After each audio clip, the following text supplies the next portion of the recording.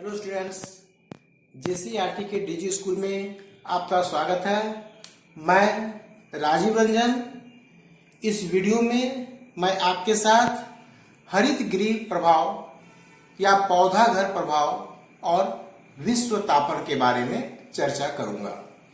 तो सबसे पहले हम जानते हैं कि हरित गृह प्रभाव या इसी को पौधा घर प्रभाव भी या ग्रीन हाउस इफेक्ट भी कहा जाता है।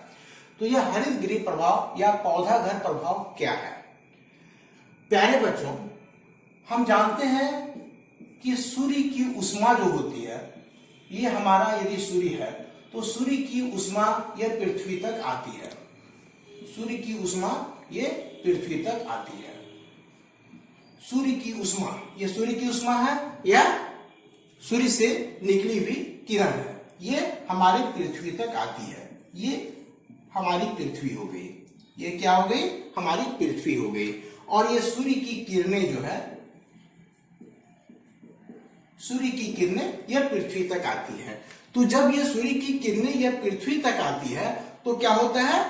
इसके बहुत बड़ी ऊष्मा को हमारी पृथ्वी जो है अवशोषित कर लेती है। सूर्य से आने वाली बहुत बड़ी ऊष्मा को ऊष्मा के बहुत बड़े भाग को हमारी पृथ्वी अवशोषित कर लेती है, बहुत बड़े भाग को। लेकिन ऊष्मा का कुछ भाग ऐसा भी है जिसे हमारी पृथ्वी क्या करती है? वह परावर्तित कर देती है। वह क्या करती है? परावर्तित कर देती है। परावर्तन हो जाता है ऊष्मा का। सभी ऊष्मा का नहीं, ऊष्मा के एक बहुत बड़े भाग का अवशोषण हो जाता है। ऊष्मा के बड़े भाग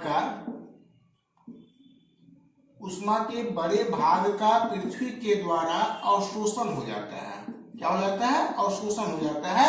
और ऊष्मा का एक छोटा सा भाग जो है, ऊष्मा का छोटा सा भाग, ये ऊष्मा का छोटा सा भाग जो है वह परावर्तित हो जाता है। और परावर्तित होकर फिर से कहां चला जाता है? हमारे वायुमंडल में चला जाता है। बच्चों, सूर्य से आने वाली जो ऊष्मा है या सूर्य का जो विकिरण है, वह हमारी जब पृथ्वी पर आता है तो हमारी पृथ्वी जो है उस ऊष्मा के बहुत बड़े भाग का अवशोषण कर लेती है और ऊष्मा के एक छोटे से भाग को वापस वायुमंडल में परावर्तित कर देती है। अब जो पृथ्वी जो है यह सूर्य की ऊष्मा के एक बहुत बड़े भाग को अवशोषित कर ली, और अवशोषित करने के बाद क्या होता है कि यह पृथ्वी जो है गर्म हो जाती है। ऊष्मा के अवशोषण के बाद, ऊष्मा के अवशोषण के पश्चात हमारी पृथ्वी गर्म हो जाती है। पृथ्वी का जो सतह है, पृथ्वी का सतह वह गर्म हो जाता है। अब पृथ्वी का सतह जब गर्म हो गया, ये हमारी पृथ्वी की सतह है जो गर्म हो गई, तो गर्म होने के बाद ये क्या करती है? लंबी तरंग लंबाई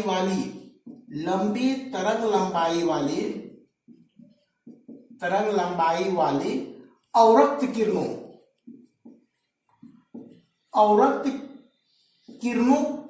का उत्सर्जन करती है।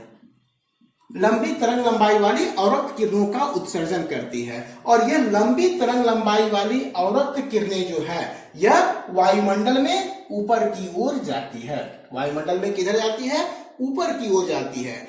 लेकिन हमारे वायुमंडल के निचले भाग में बच्चों, यहाँ ध्यान देने की बात है कि हमारे वायुमंडल के निचले भाग में कुछ गैसें विद्यमान होती है, जैसे CO2, CH4, carbon dioxide, methane, ये सब कुछ गैसें विद्यमान होती है जो ये लंबी तरंग लंबाई वाली अवरक्त किरणों को बाहर नहीं जाने देती। यहाँ पर एक लेयर होता है, एक परत होता है इन गैसों का। कार्बन डाइऑक्साइड, मीथेन और अन्य कुछ गैसें हैं, उन गैसों का एक परत होता है जो लंबी तरंग लंबाई वाली अवरक्त किरणों को वायुमंडल में नहीं जाने देती। तो ये जो गैसें हैं, जैसे कार्बन डाइऑक्साइड, मीथेन, इन गैसों को हम क्या कहते हैं? ग्रीन हाउस गैसेस, यानी हरित गृह गैस।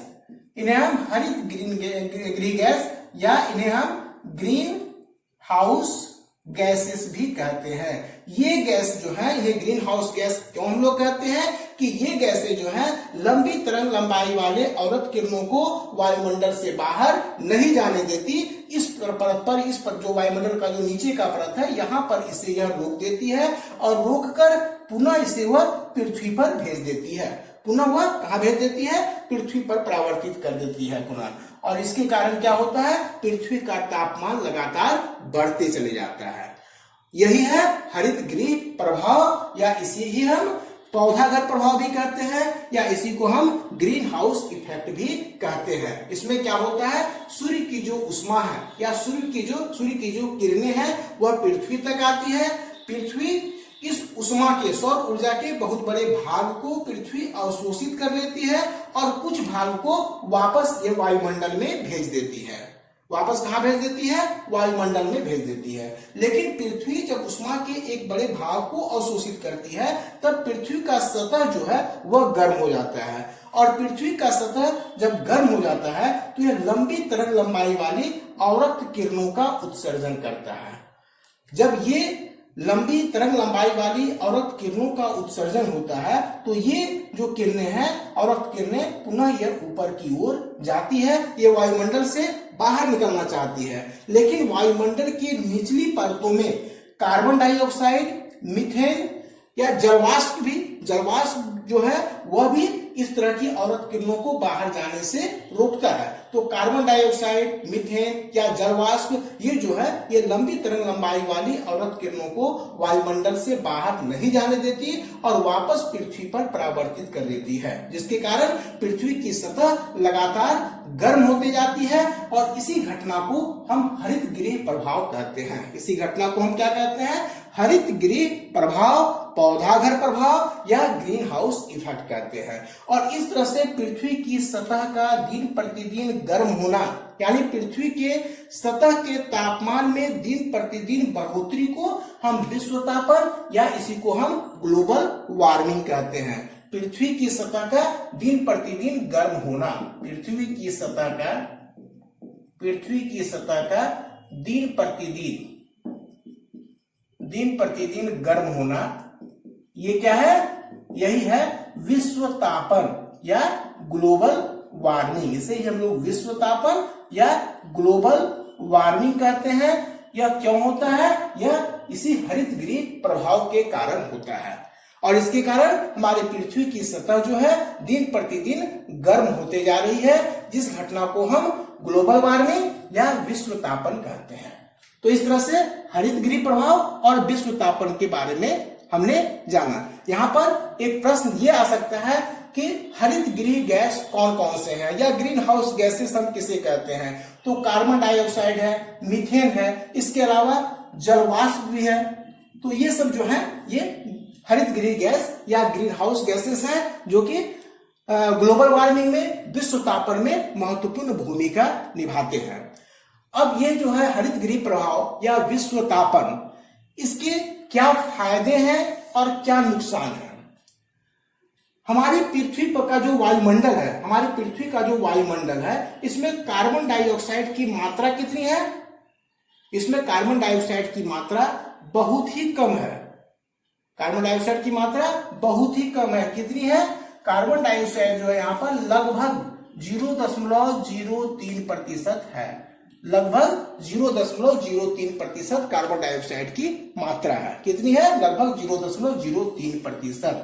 और ये कार्बन डाइऑक्साइड जो है हमारे पृथ्वी के वातावरण का मुख्य हरित गृह गैस है। यह क्या करता है? पृथ्वी के तापमान को इतना नियत बनाकर रखता है, पृथ्वी के तापमान को इतना बनाकर रखता है जिसके कारण कि पृथ्वी पर जीवन संभव हो पाता है। पृथ्वी पर जीवन को संभव बनाता है। जीवन को संभव बनाता है कौन? कार्बन डाइऑक्साइड, यानी ग्रीन हाउस गैस, यानी हरित गृह गैस। यह पृथ्वी पर जीवन को संभव बनाता है। यदि यह नहीं रहे, यानी कौन नहीं रहे? हरित गृह गैस यदि नहीं रहे पृथ्वी के वातावरण में, तो क्या होगा? पृथ्वी का तापमान इतना कम हो जाएगा कि यहाँ पर जीवन बिल्कुल संभव नहीं हो पाएगा। यानी पृथ्वी पर जीवन के संरक्षण के लिए हरित गृह प्रभाव जो है वह काफी जरूरी है, काफी आवश्यक है। लेकिन क्या होता है, तो ये क्या है, ग्रीन हाउस जो इफेक्ट है या हरित गृह प्रभाव जो है, इसका हमारे लिए ये पॉजिटिव बात है, ये हमारे लिए अच्छी बात है, इसका फायदा है हमारे पास कि हरित गृह प्रभाव के कारण पृथ्वी पर जीवन संभव बनता है। लेकिन यही हम बात करें शुक्र ग्रह की, हम बात करें या मंगल ग्रह की बात करें, तो वहां के वातावरण में कार्बन डाइऑक्साइड की मात्रा बहुत अधिक है, 90% से भी अधिक है। शुक्र ग्रह पर या मंगल ग्रह पर बात करें तो वहां कार्बन डाइऑक्साइड की मात्रा जो है 90% से भी या 95% से भी अधिक है। तो वैसी परिस्थिति में क्या होता है कि वहां का तापमान इतना ज्यादा है कि वहां पर जीवन संभव नहीं है। यानी यदि कार्बन डाइऑक्साइड की मात्रा अप्रत्याशित रूप से बढ़ जाए, जैसा कि अभी हो रहा है, बच्चों हम जान रहे हैं कि हम तेजी से विकास कर रहे हैं, और विकास करने के लिए क्या हो रहा है, उद्योग धंधे विकसित हो रहे हैं, कल कारखाने विकसित हो रहे हैं, वाहनों की संख्या दिन प्रतिदिन बढ़ते जा रही है, और इन सब के कारण क्या हो रहा है, हमारे वातावरण में कार्बन डाइऑक्साइड की मात्रा बढ़ रही है। इसके साथ ही हम पेड़ पौधों को काटते जा रहे हैं। पेड़ पौधे कार्बन डाइऑक्साइड के अवशोषक होते हैं, तो पेड़ पौधों के कटने के कारण और वाहनों, कल कारखानों आदि के बढ़ने के कारण हमारे वातावरण में कार्बन डाइऑक्साइड की मात्रा बढ़ती जा रही है। या बहुत सारे मानवीय गतिविधि ऐसे हैं जिसके कारण कि वातावरण में मीथेन गैस की सांद्रता भी बढ़ते जा रही है। तो कार्बन डाइऑक्साइड या मीथेन गैस की सांद्रता बढ़ने के कारण क्या हो रहा है, यह हरित गृह प्रभाव जो है यह काफी तेजी से बढ़ रही है, और इसके कारण विश्व तापन यानी ग्लोबल वार्मिंग बढ़ रहा है। इसके कारण क्या हो रहा है, ग्लोबल वार्मिंग बढ़ रहा है, और ग्लोबल वार्मिंग यानी विश्व तापन बढ़ने के कारण पृथ्वी पर जीवन का संकट उत्पन्न हो गया है। यदि यह कार्बन डाइऑक्साइड अपने उचित प्राकृतिक मात्रा में हमारे वातावरण में मौजूद हो तो पृथ्वी पर जीवन संभव बनेगा, और जो तापमान चाहिए जीवन को संभव बनाने के लिए वह तापमान यहाँ पर मौजूद रहेगा। यदि इस CO2 को यहाँ से खत्म कर दिया जाए, यानी हरित गृह प्रभाव को खत्म कर दिया जाए, तो पृथ्वी का तापमान जो है 0 डिग्री सेल्सियस से भी नीचे चला जाएगा। लगभग ऐसा अनुमान है कि लगभग -15 डिग्री सेल्सियस के आसपास चला जाएगा, और जब तापमान इतना नीचे चले जाएगा तब यहाँ पर जीवन संभव ही नहीं होगा। लेकिन यदि मानवीय गतिविधियों के कारण हमारे पर्यावरण में कार्बन डाइऑक्साइड की मात्रा बढ़ जाए, मीथेन गैस की मात्रा बढ़ जाए, तो क्या होगा, ग्लोबल वार्मिंग, विश्व तापन की स्थिति उत्पन्न होगी। और तब अभी तक ऐसा अनुमान है कि यदि ये ग्लोबल वार्मिंग या विश्व तापन की स्थिति उत्पन्न हो जाए, हमारे औसत तापमान में ऐसा अनुमान है कि हमारे औसत तापमान में मात्र 0.5 डिग्री सेल्सियस की अगर वृद्धि होती है तो क्या होगा, हिमनद जो है वह पिघलने शुरू हो जाएंगे, हिमनद पिघलना शुरू हो जाएगा। और हिमनद के पिघलने से कारण क्या होगा, हिमनद के पिघलने के कारण समुद्र का जल स्तर बढ़ना शुरू हो जाएगा। समुद्र का जल